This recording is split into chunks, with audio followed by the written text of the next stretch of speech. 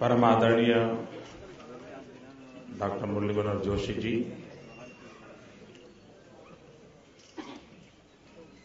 व्यापार जगत का नेतृत्व करने वाले देश के सभी गणमान्य व्यापार जगत के प्रतिनिधि, मंच पर विराजमान उनके सभी मार्गदर्शक, संगठक, एक प्रकार से इस छोटे से खंड में व्यापार जगत का प्रतिनिधित्व करने वाला लघु भारत यहां उपस्थित है।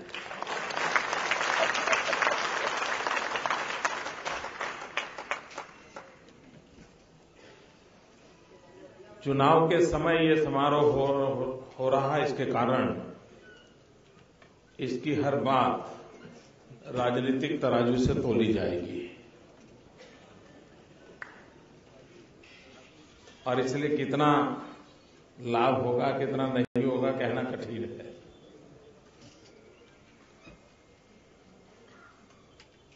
हमारी पार्टी के जितने भी आर्थिक प्रस्ताव बनते हैं, आर्थिक नीतियां बनती हैं,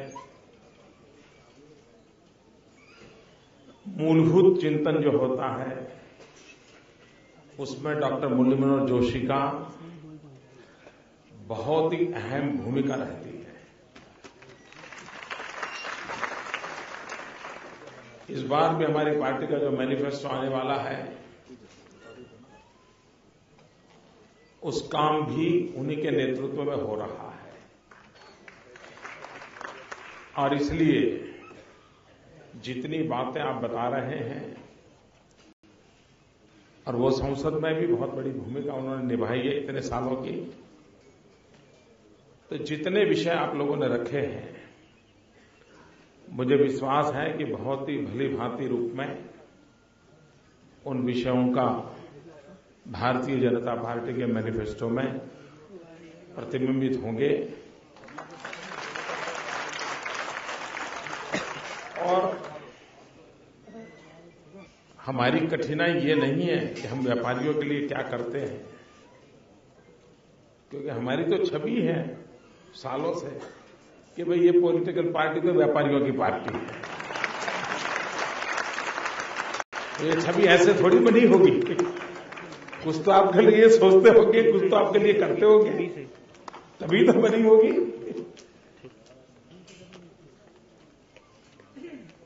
कुछ बातें हैं जिस पर,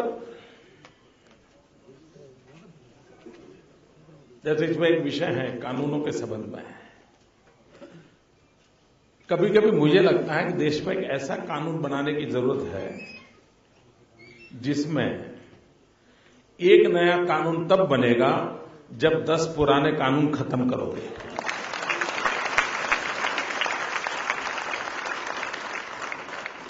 कानूनों का इतना जाल बिछा दिया गया है 60 साल में। आप लोग हमें शक्ति दें ताकि हर सप्ताह एक कानून खत्म करें। कितना बड़ा कानूनों का जाल बन गया है और इसलिए कानून सरल हो, सहज हो, सामान्य व्यक्ति को ताकत देने वाले हो, ये मूलभूत, वरना दूसरा जो मूलभूत परिवर्तन की आवश्यकता है, आपके दिमाग में क्यों भर गया है कि आप कुछ और हैं, देश कुछ और है, सरकार कुछ और है। सबसे बड़ी कठिनाई ये दीवारें जो खड़ी हुई हैं उसके कारण है। दीवारें 60 साल के कुछ न कुछ ऐसी बातें हुई जिसके कारण हुआ है। रियलिटी तो यह है कि सरकार हो या व्यापारी हो, किसान हो या मजदूर हो, हम सब देश के लिए काम करते हैं। हम सबने मिलकर के देश का भला कैसे हो, ये मूलभूत बात है। अगर ये हमारी ये स्पिरिट डेवलप हुआ जो देश आजाद होने के बाद होना चाहिए था, तो शायद कोई लेने वाला न होता, कोई देने वाला ना होता, कोई मांगने वाला ना होता, कोई मांगने के लिए मौके की तलाश में ना होता, ये स्थिति ही नहीं होती। एक आमूलचूल परिवर्तन की आवश्यकता है और इसलिए डिपार्टमेंट बढ़े कि न बढ़े, आवश्यकता तो है पूरे सरकार नाम की जो मशीनरी है, प्रधानमंत्री से लेकर के गांव में चपरासी तक, उसके कायाकल्प की जरूरत है। जैसे शरीर में आजकल 70-75 साल के बाद कायाकल्प होता है ना, तो हमारे देश की आजादी को भी 65-67 साल हो गए हैं। तो ऐसा कायाकल्प करें कि जब भारत की आजादी के 75 साल हो जाएं तो फिर से एक बार हमारा देश नौजवान हो जाए।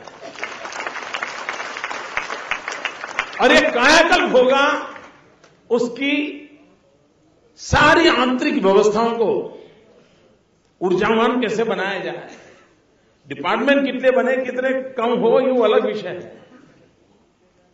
और सचमुच में ये तो लगता है कि ये देश दिल्ली में चलाने की फैशन बंद होनी चाहिए।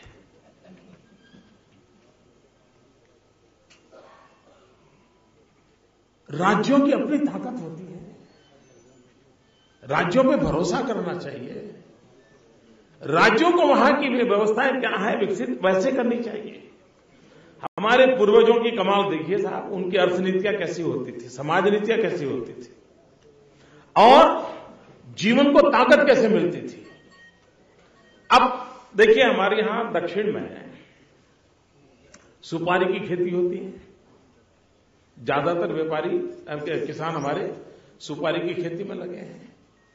मुझे बताएं कोई भाई, किसी विज्ञान ने यह सिद्ध किया है क्या कि सुपारी से यह फायदा होता है, हेल्थ को यह फायदा होता है, न्यूट्रिशन में यह फायदा होता है? किसी ने, मैंने तो नहीं पढ़ा अभी तक। तब हमारे पूर्वजों ने क्या दिमाग लगाया जी कि ये सुपारी का कोई हेल्थ वैल्यू तो है दिखता नहीं है, तो ये सुपारी बेचने वाला रोटी कैसे कमाएगा, खाएगा, पेट कैसे भरेगा? तो हमारे पूर्वजों ने क्या किया, सुपारी को पूजा में बड़ा महत्वपूर्ण स्थान दे दिया, बड़ा मार्केट खड़ा कर दिया जी। अब ये देखिए कैसी सोच है, कितना बड़ा इंटीग्रेशन है, इससे बड़ा कोई उदाहरण नहीं मिल सकता। ये विजन चाहिए जी, और उसके कारण आज सुपारी पैदा करने वाले व्यापारी को मार्केट मिल जाता है। वो सुपारी जो कोई खरीद नहीं सकता, वो गणेश जी बन करके व्यापार रोजगार चलाता है।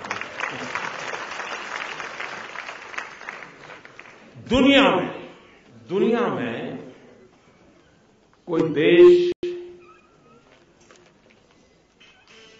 आक्रमण करना, लड़ाई लड़ना, देश जीतना, वो अड़ोस पड़ोस में हुआ करता है, अड़ोस पड़ोस में हुआ करता है।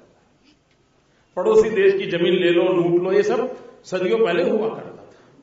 लेकिन विश्व में फैलने का सबसे बड़ा माध्यम सदियों से व्यापार ही रहा है।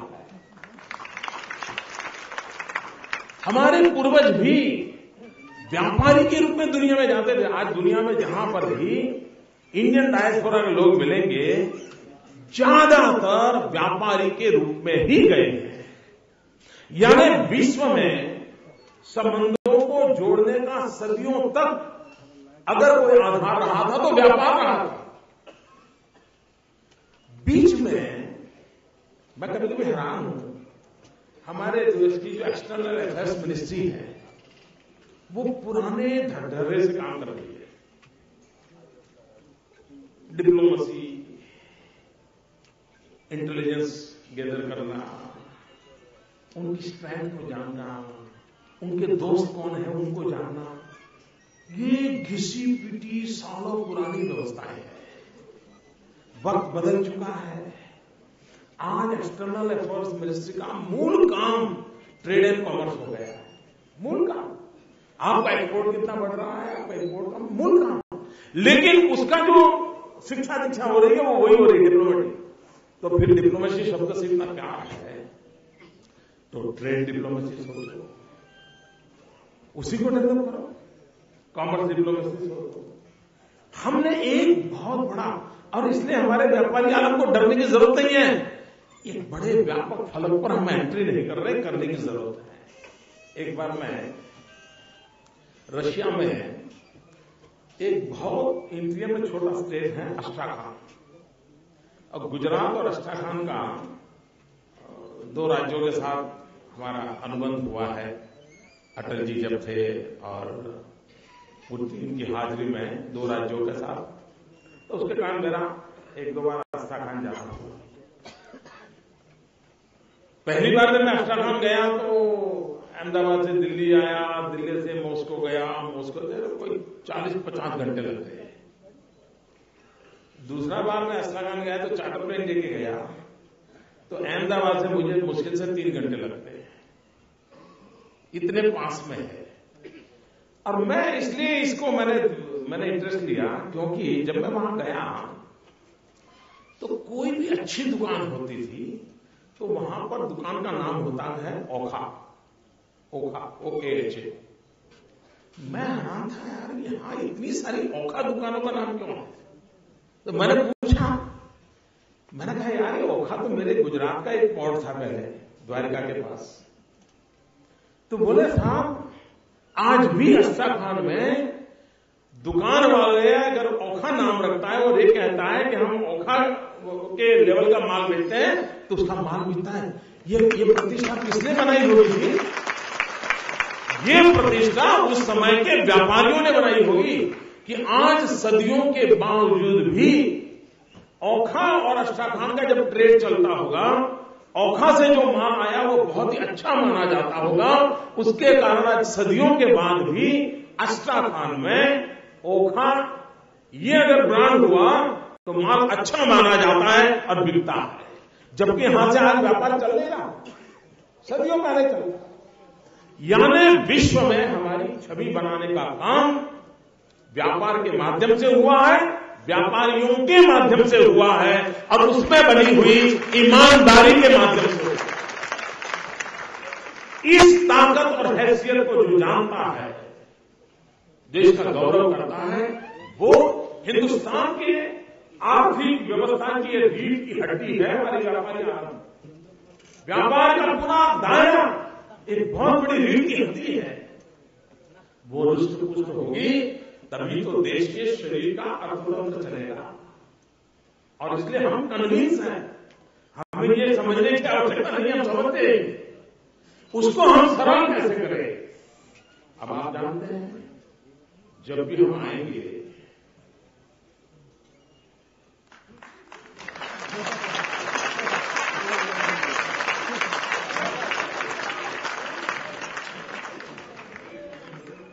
नहीं, मैं कहता हूं जब भी हम आएंगे, भले 60 दिन बाकी हो, तब 60 साल के गड्ढे होंगे जी।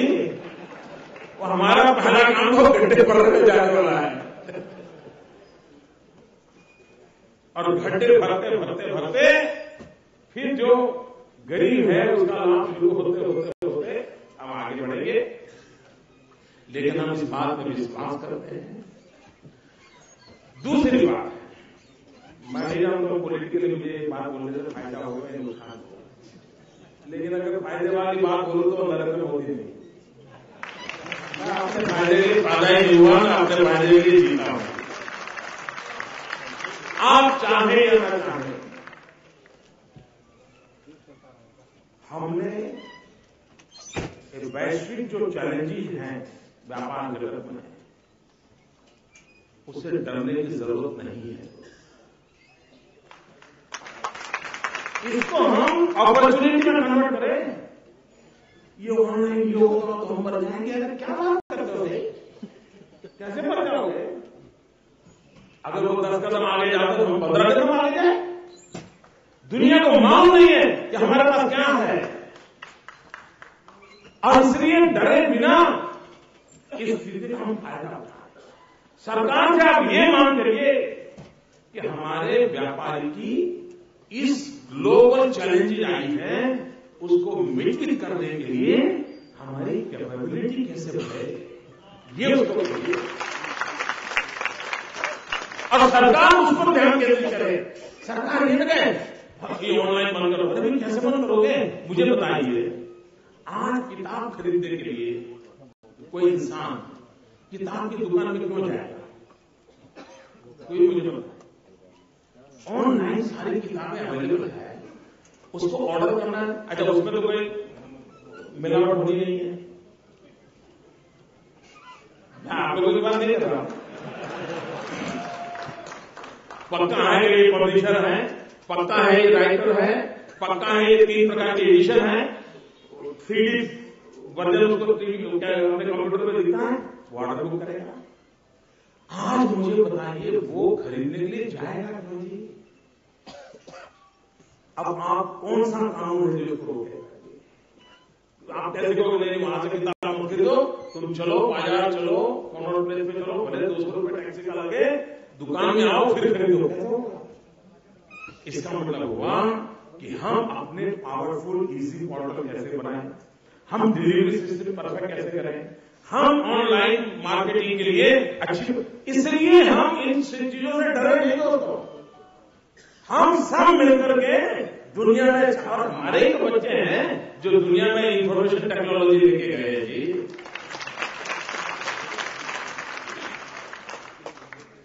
हमने आधुनिक विज्ञान और टेक्नोलॉजी को स्वीकार करना होगा।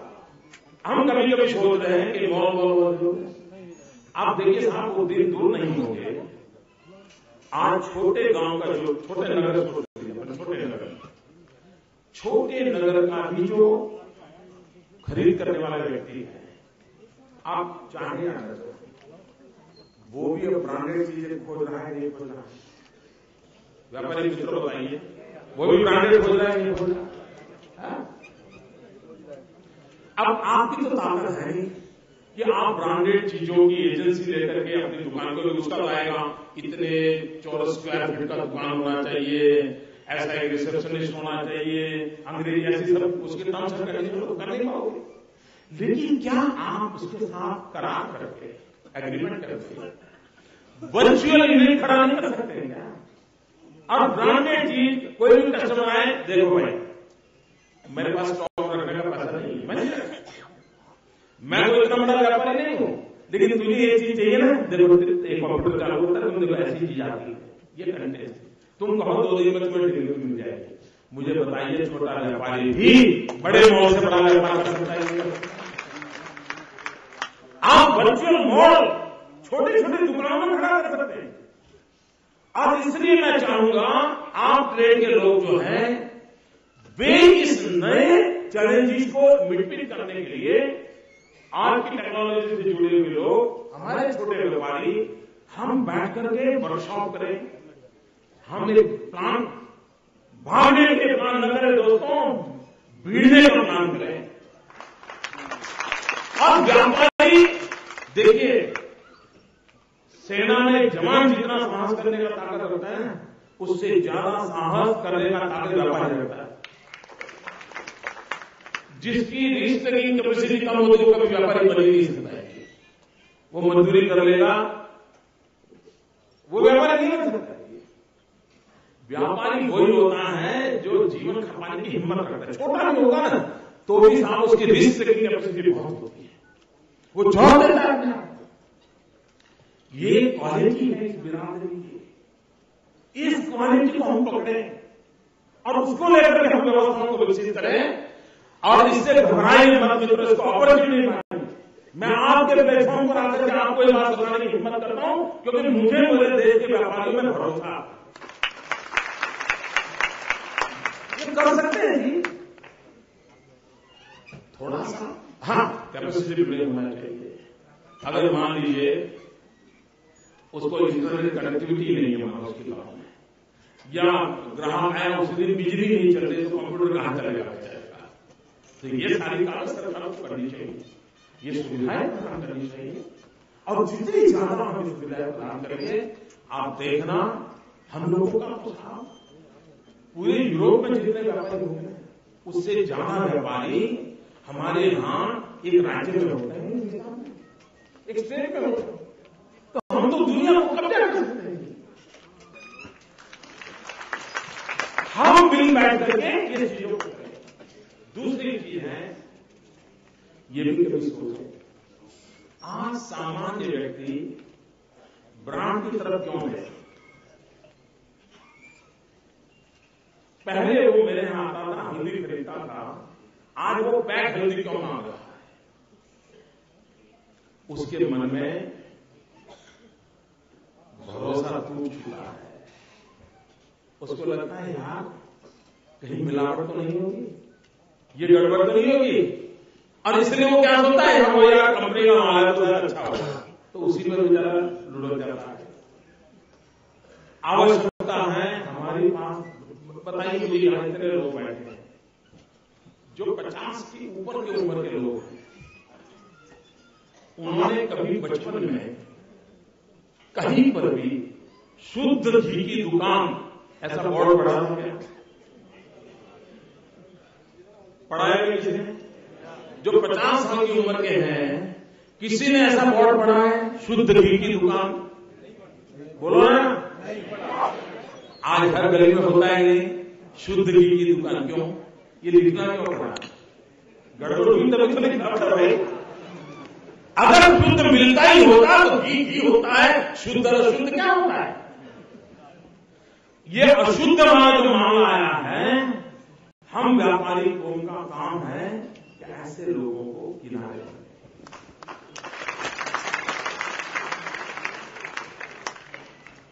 और तब जाकर के देखिए आपके संगठन की ताकत कितनी बढ़ती है। आप पूरा लीड कर सकते हो। और हम वो लोग हैं जो हम चाहते हैं कि आप लोगों की शक्ति बढ़नी चाहिए। दूसरी बात है, आपका व्यापार कैसे चलेगा? छोटा व्यापारी रोजी रोटी कहां से कमाएगा? छोटा व्यापारी रोजी रोटी तब कमाएगा जब सामान्य व्यक्ति की खरीद शक्ति बढ़ेगी। अगर सामान्य नागरिक की खरीद शक्ति नहीं बढ़ती है तो शादी में पहले 2000 रुपये का मान लेता ना, अब 200 का लेगा, खरीद शक्ति उसकी कम हो गई। और इस काम के लिए ओवरऑल देश की इकोनॉमी को बहुत बड़ी ताकत देने की जरूरत है। तभी सामान्य व्यक्ति की खरीद शक्ति बढ़ेगी। सामान्य व्यक्ति की खरीद शक्ति बढ़ेगी तो व्यापारी के पास सबसे पहला रूप किया जाने वाला है, और तभी वहां से मैन्युफैक्चरर के पास जाने वाला है। और ये सब होगा तब सरकार की तिजोरी में आने वाला है। सरकार की तिजोरी लास्ट में है, सबसे पहले दरवाजे पर आप खड़े हैं। सबसे पहले दरवाजे पर व्यापारी खड़ा है कि रुपया आया नहीं, खर्च पहली दुकान वही हो, पहली खिड़की वही होती है। हमने इस लिंक को कैसे जीवंत बनाया है, वो हम जितना जीवंत बनाते हैं उतना उसका लाभ होता है। भाइयों बहनों, मैं सुधार के पक्ष का व्यक्ति हूं। अभी मेरे यहां मुझे आपके व्यापार मंडल के कुछ लोग मिले हैं। साहब ये हमारा जो बैंक का फॉर्म है इतना लंबा चौड़ा, हम तो थक जाते हैं, ये क्या? अच्छा, हमको कोई मुख्यमंत्री बैंक का फॉर्म क्या है वो तो थोड़ा देखता है, हमारे ध्यान में आया। मैंने मेरे अफसरों को बोला, मैंने कहा भाई इसको क्यों हम ऐसा करते हैं? तो भाइयों आपको जानकर आनंद होगा, 7 दिन के भीतर मेरे अफसरों ने वो करीब 7-8 पेज का फॉर्म था, उसको 3 पेज का बना दिया। इतना ही नहीं, तो 5-6 दिन हो गए उसको ऑनलाइन भी रख दिया और लोगों व्यापारियों को कहा अभी भी इसको कम करना है तो सुझाव दो। व्यापारियों को कहा। इसका मतलब यह हुआ मित्रों कि इन चीजों के माध्यम से हम स्थितियों को सरल कर सकते हैं और व्यापारी को आराम से हम। दूसरी चीज है, हमारे देश में पता नहीं क्यों सालों से सरकार को ऐसा लगता है कि बाकी सब चोर है। इनकम टैक्स वाले को लगता है सारी दुनिया चोर है। देश ऐसा नहीं कर सकता है जी। सरकार हो या समाज हो, व्यापारी हो या व्यवस्था हो, एक दूसरे पर भरोसा होना चाहिए। भरोसे से शुरुआत होनी चाहिए। उसके बाद कुछ कमियां आती हैं तो उस कमियों के लिए कानून आता है। कानून से समाज नहीं चलता है, भरोसे से व्यवस्थाएं चलती है, व्यवस्था टूटती है, वहां कानून एंटर होता है। ये मूलभूत चिंतन को लेकर के मैं कहता हूं शासन व्यवस्था में जो कायाकल्प करने की जो मैं बात कर रहा हूं वो इस सोच से शुरू हुई। और मेरा तजुर्बा रहा है, मुझे एक्सपीरियंस रहा है कई वर्षों तक शासन चलाने का, और इसलिए मैं विश्वास से कहता हूं भाइयों बहनों, कोई कानून नहीं है हमारा देश ऐसी दशा में जीने के लिए पैदा ही नहीं हुआ है। ये देश समृद्ध होने के लिए पैदा हुआ है, भव्य दिव्य बनने के लिए पैदा हुआ है। हमें विश्वास के साथ आगे बढ़े। आप लोगों ने मुझे बुलाया, मैं आपका बहुत आभारी हूं, और आपकी जो बातें हैं सारी प्रैक्टिकल है, और जोशी जी तो इन चीजों को बहुत बारीकाई से जानते हैं, और इसलिए बहुत ही अच्छे ढंग से आपको एक नई ताकत मिले। मूल काम तो यही है, आपको एक नई ताकत मिले, आपका हौसला बुलंद हो। इस दिशा में हम आगे बढ़ेंगे। बहुत बहुत धन्यवाद।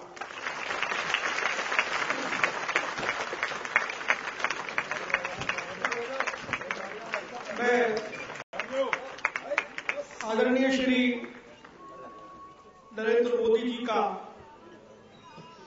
धन्यवाद करता हूं कि उन्होंने हमारी इस बात को समझा कि जो कुछ हम मांगते हैं जायज मांगते हैं, और मुझे उम्मीद है कि डॉक्टर मुरली मनोहर जोशी की अध्यक्षता में जो घोषणा पत्र समिति है वो हमारे विषयों को ध्यानपूर्वक रखेगी।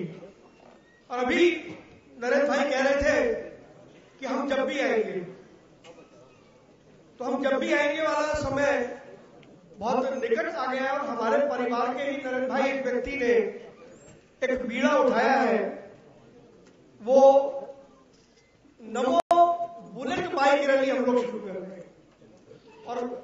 और उसके लिए मैं आयन भटनागर को यहां पर बुला रहा हूं, वो आया और नरेंद्र भाई को वो जो पोस्टर हमने बनाया है वो नरेंद्र भाई को दे और उनका आशीर्वाद ग्रहण करें। नमो bullet bike rally.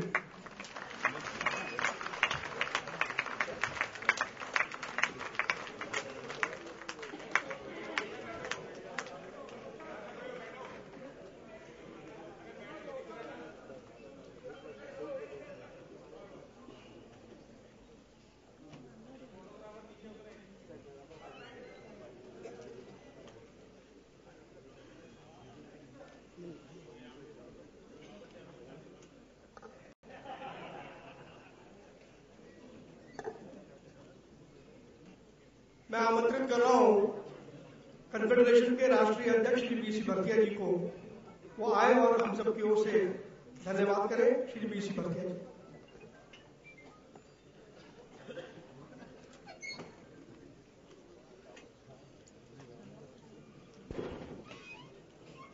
Public accounts committee के चेयरमैन, हमारे मार्गदर्शक आदरणीय डॉक्टर मुरली मनोहर जोशी जी,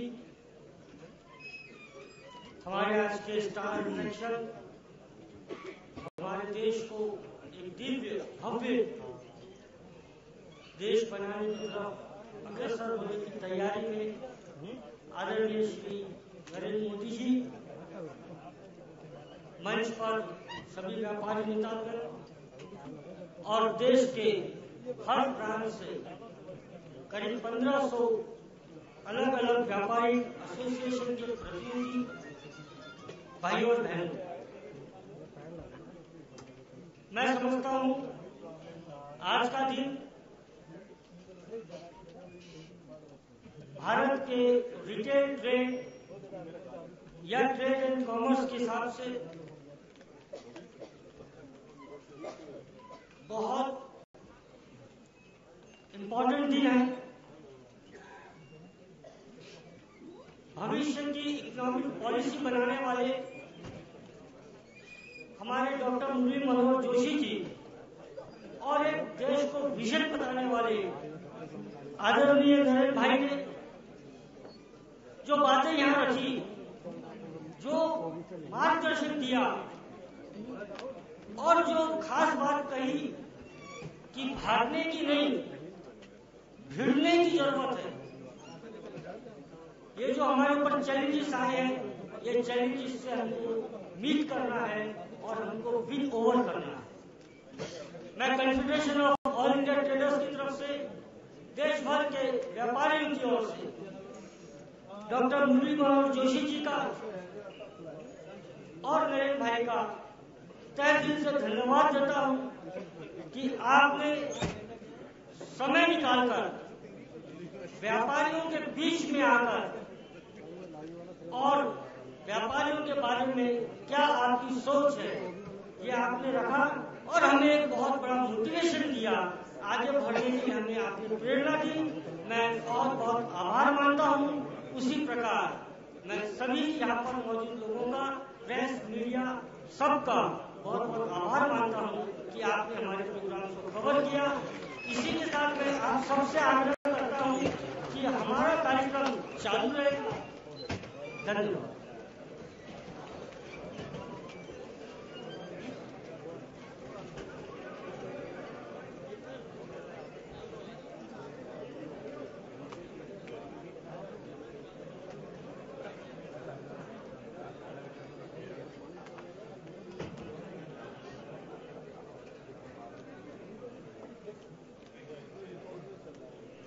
हाथ नीचे रखें।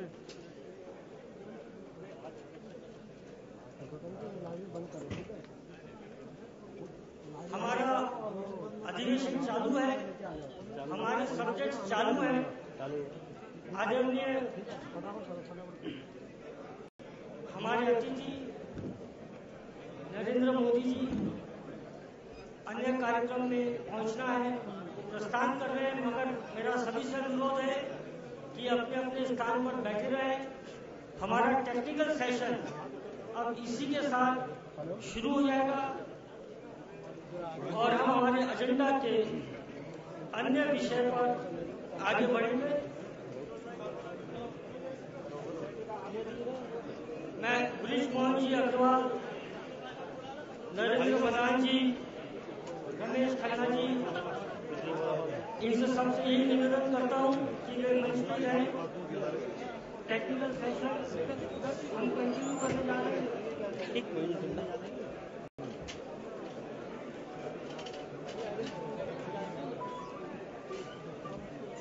अलीगढ़